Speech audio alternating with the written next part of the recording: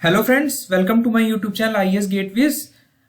इस वीडियो में Indian standard के कुछ रिकमेंडेशंस, कुछ लिमिट्स के बारे में बात करूंगा जो कि बेसिकली नॉइस पोल्यूशन से रिलेटेड हैं।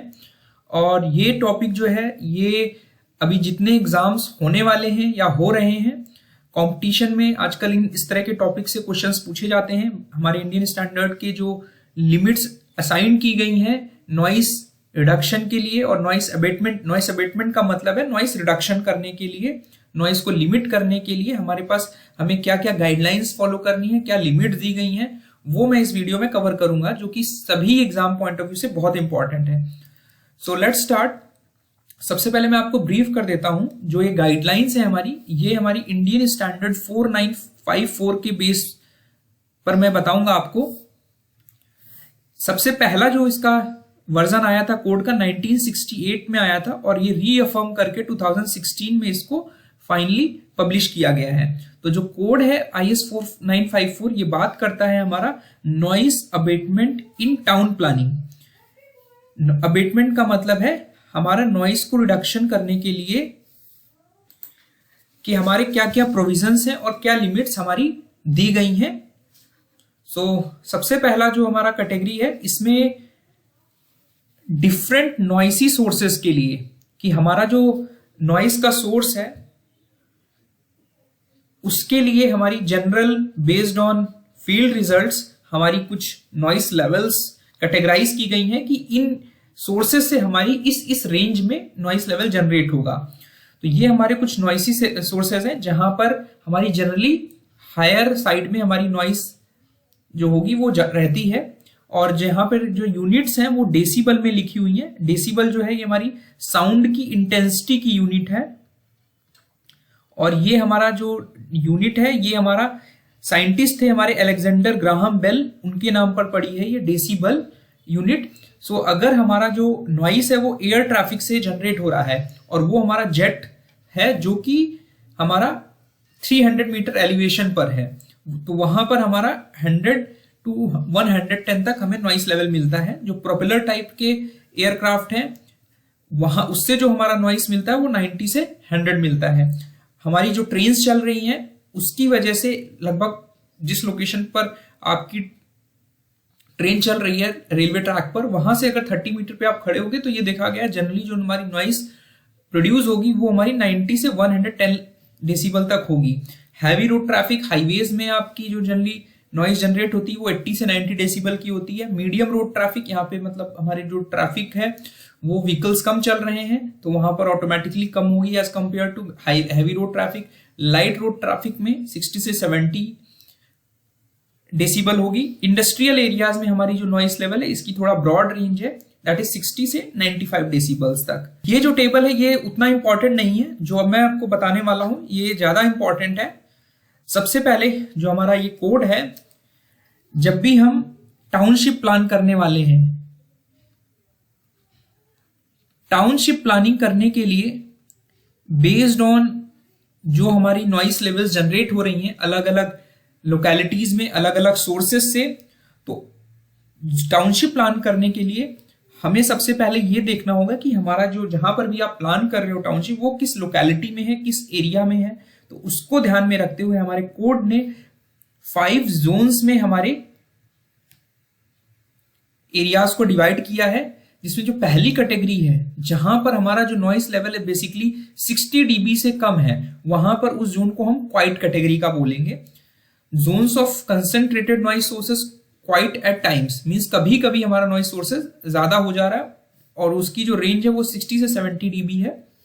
जो थर्ड कैटेगरी की जोन है वो हमारी Jones of concentrated average noise sources जो है वो 70 से 80 dB है, और हाई नॉइस सोर्सेज हमारे 80 से 90 dB, और जो एक्सट्रीमली हाई नॉइस सोर्सेज हैं वहां पर हमारा जो नॉइस लेवल है वो 90 dB से ग्रेटर होता है। तो ये चीज आपको ध्यान रखनी है कि टाउनशिप प्लानिंग करने के लिए हमारा जो कोड है वो 5 कैटेगरीज में जोन्स को डिवाइड करता है डिपेंडिंग अपॉन द कि वहां पर हमारा जो नॉइस लेवल है वो कितना रहेगा। तो बेसिकली हम जो क्वाइट जोन है, दिस इज इंपॉर्टेंट, जहां पर 60 dB से जोन हमारा लोकेलिटी में कम होगा उस जोन को हम क्वाइट कैटेगरी में रखेंगे।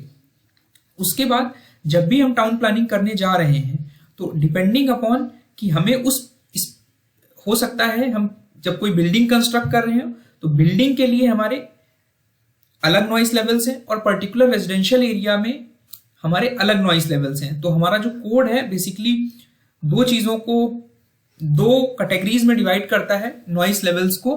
पहली कैटेगरी है हमारी outdoor noise levels in residential area, ठीक है। तो जो रेजिडेंशियल एरिया है अगर वो रूरल एरिया में है, ठीक है, यानी विलेजेस वगैरह में आप कोई भी रेजिडेंशियल एरिया है तो वहां पर हमारा जो एक्सेप्टेबल आउटडोर नॉइस लेवल है वो बहुत सारे सोर्सेस हो सकते हैं हमारे, जैसे जो मैंने अभी सोर्सेस बताए आपको वो कोई भी सोर्स हो सकता है। तो जब भी आप कोई लोकेलिटी प्लान करने वाले हैं, कोई रेजिडेंशियल एरिया प्लान करने वाले हैं, रेजिडेंशियल एरिया में जो है वो हमारा रूरल एरिया में है, जहां पर हमारा जो आउटडोर नॉइस लेवल डिफाइन किया गया है वो 25 से 35 डेसिबल किया गया है। सब अर्बन एरियाज में अगर आप रेजिडेंशियल एरिया बनाने का प्लान कर रहे हैं तो वहां पर आपका जो लिमिट है वो 30 से 40 डेसिबल तक एक्सेप्टेबल है।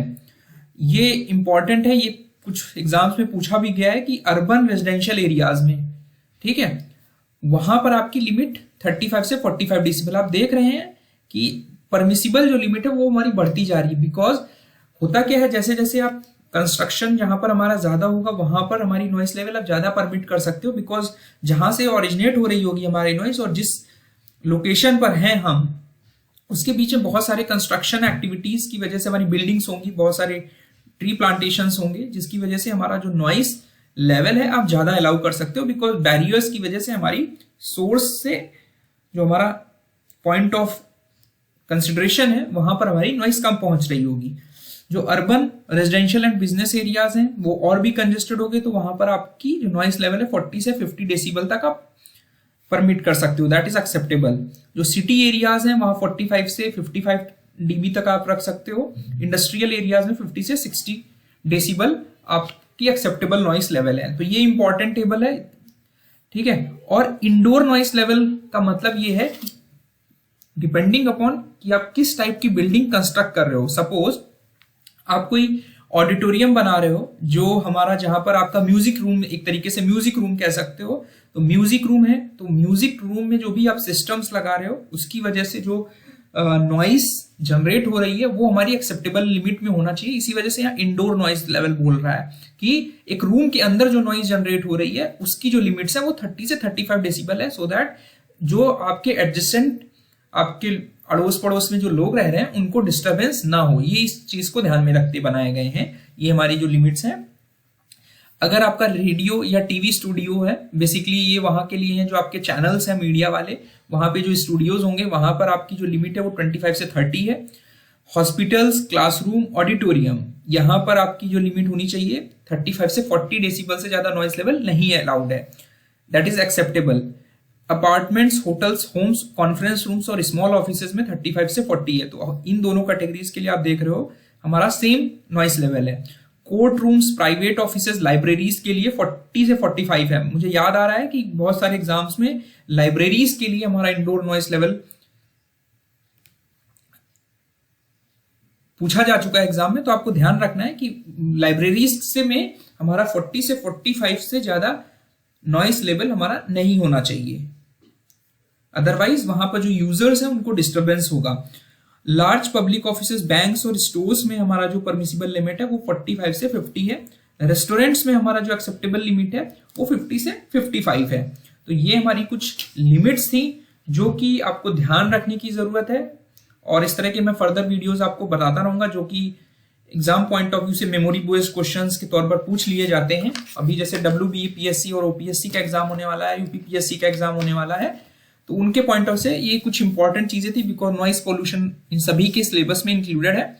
सो आई होप मेरा वीडियो आपको पसंद आया होगा। Thank you.